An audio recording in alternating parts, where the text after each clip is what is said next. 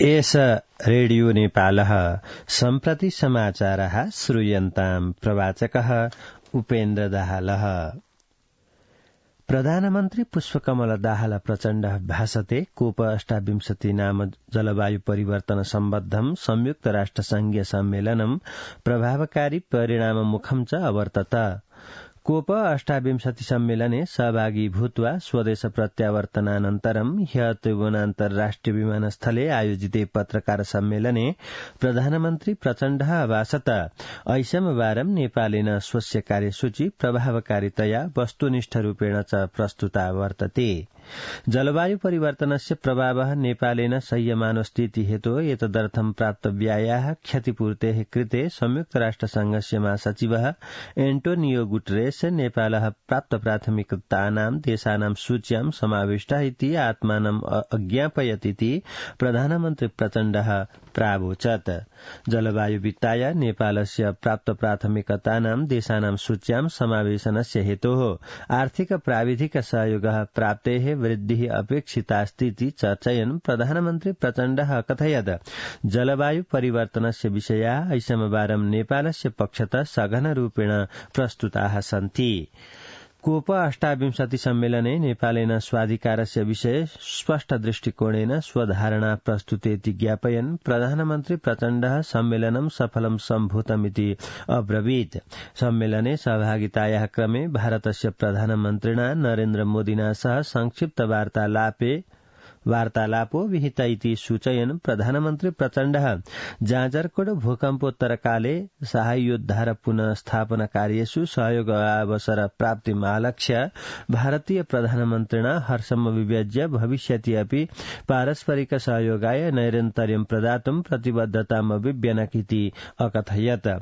भिन्न प्रसंगे प्रधानमन्त्री प्रचण्डः मन्त्रिपरिषदः पुनर्गठनस्य कापि सम्भावना नास्तीति स्पष्टीकुर्वन् वर्तमान सर्वकारस्य संघटनकालादेव एतत् चर्चितमिति स्मारयन् च तत्र कापि सत्यता नास्तीति अब्रवीत्।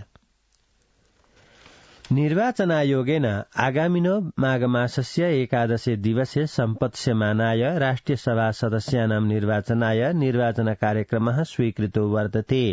स्वीकृत निर्वाचन कार्यक्रमस्य अनुसारेण पौषमासस्य 20 दिवसे निर्वाचनाधिकृतानां कार्यालयेषु मतदातृ नामावली प्रकाशयिष्यते। मतदातृ नामावली आयोगस्य वेबसाइट सञ्जाले निर्वाचनाधिकृतानां कार्यालयेषु च प्रकाशयिष्यते इति आयोगस्य सहायक प्रवक्ता सूर्यप्रसाद अरियालः अज्ञापयत्। पौषस्य 26 दिवसे प्रत्याशिनाम् अन्तिम नामावली प्रकाशयिष्यते।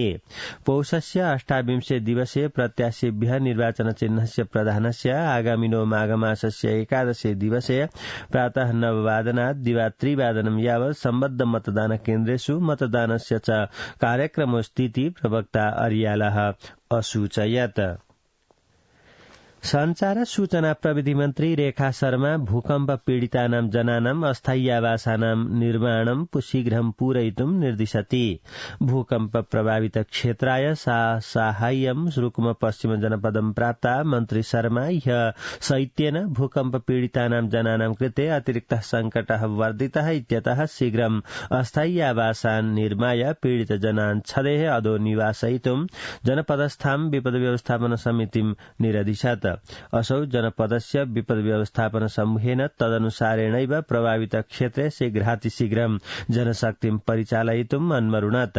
भूकम्प प्रभावित क्षेत्रे जनशक्तेः परिचालनार्थं सर्वकारात् प्राप्तव्यं पत्रं न प्रतीक्षणीयमिति परामर्शन्ति मन्त्री शर्मा तत्र कार्याणि विधातव्यानीति अगदत्। नेकपा एमाले दलस्य अध्यक्ष केपी शर्मा ओली वर्तमान व्यवस्थायाः विरुद्धे वितृष्णायाः प्रसारकेभ्यो जनेभ्यः सावधानैर्भाव्यमिति गदति। दलेन आयोजितायां समृद्धये संकल्प यात्रायां विद्यमानः अध्यक्ष ओली दैलेख जनपदस्य राकम स्थाने आयोजितां सभां सम्बोधयन् अगदत् गणतान्त्रिक व्यवस्थायाः निरसनस्य कुचेष्टा न सफला भविष्यति। लोकतन्त्रस्य विरुद्धे भाषमाणा व्यक्तयः नेपालस्य नेपालिनां च हिताय न भविष्यन्तीति असौ अतर्कयत्। संस्कृति पर्यटन नागरिकोड्डयन मन्त्री सुदन किराती कथयति भैरवास्थितात् गौतम बुद्ध अन्तर्राष्ट्रिय विमानस्थलात् नियमितरूपेण अन्तर्राष्ट्रियोड्डयन कार्याय सर्वकारेण प्राथमिकता प्रदीयते। नाटा नाम्नः Nepal association of travels and tour इति यातायात परिभ्रमण प्रतिनिधि संघस्य प्रतिनिधिमण्डलेन सह इहो मन्त्रालये सम्पन्ने मेलने मन्त्री किराती एतस्मात् विमानस्थलात् अन्तर्राष्ट्रियोड्डयनं कुर्वते विमानाय प्रत्युड्डयनं प्रोत्साहन स्वरूपेण ₹1,50,000 प्रदानत्वेन सर्वकारेण कार्यक्रमः आनीयमानोऽस्तीति असूचयत्। मन्त्री किराती अगदत नेपाल वायुसेवा निगमस्य विमानं भैरवास्थानं प्रेषयितुं मन्त्रालयः तत्परो वर्तते।